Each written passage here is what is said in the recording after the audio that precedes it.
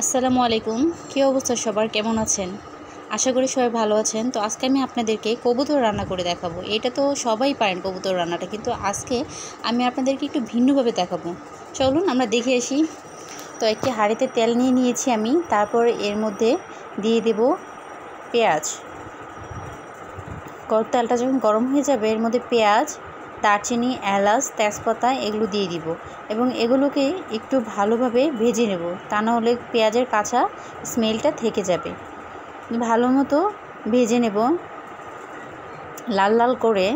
তো যখন এটি ভালো মতো ভাজা হয়ে যাবে তখন আমরা এর মধ্যে দিয়ে দেব মাংসে যে সমস্ত মশলা লাগে, হলুদের গুঁড়া, মরিচের গুঁড়া, ধনিয়া গুঁড়া, জিরা গুঁড়া, লবণ এবং আদা রসুন বাটা।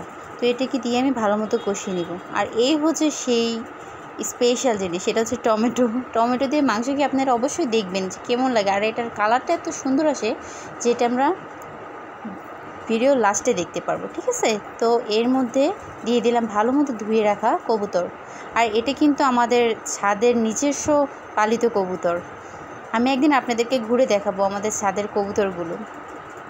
তো এটাকে ভালো মতো কষাতে হবে।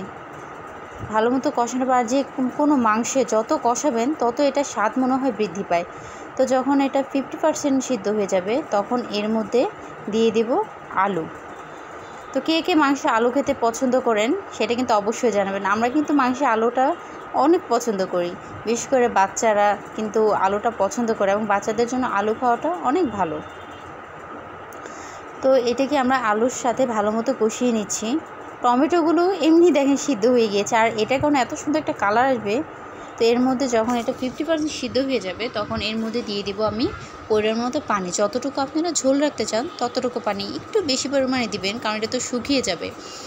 তো পানি দিয়ে দিয়েছি।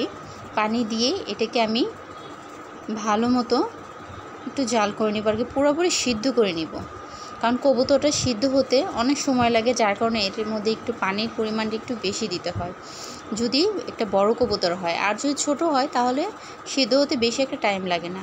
আর কবুতর কিন্তু বাচ্চা কবুতর খাওয়াটাই বেশি দরকার, বিশেষ করে সদ্যজাত মাদের জন্য এবং বাচ্চাদের জন্য। তো আমার কবুতর রান্না প্রায় শেষ হয়ে গিয়েছে। দেখতে পাচ্ছেন কি সুন্দর একটা কালার এসেছে।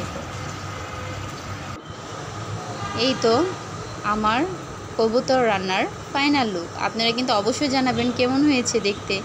মাশাআল্লাহ, খুব সুন্দর একটা কালার এসেছে। আর স্বাদেও কিন্তু কোনো হেরফের হবে না, স্বাদে হয়েছে অনেক মজাদার। আপনারা একবার ট্রাই করে দেখতে পারেন টমেটো দিয়ে কবুতর রান্না। তো কেমন হয়েছে আমাকে অবশ্যই কমেন্ট করে জানাবেন। আর গরমে অবশ্যই বেশি বেশি পানি খাবেন। আসসালামু আলাইকুম, সবাই ভালো থাকবেন।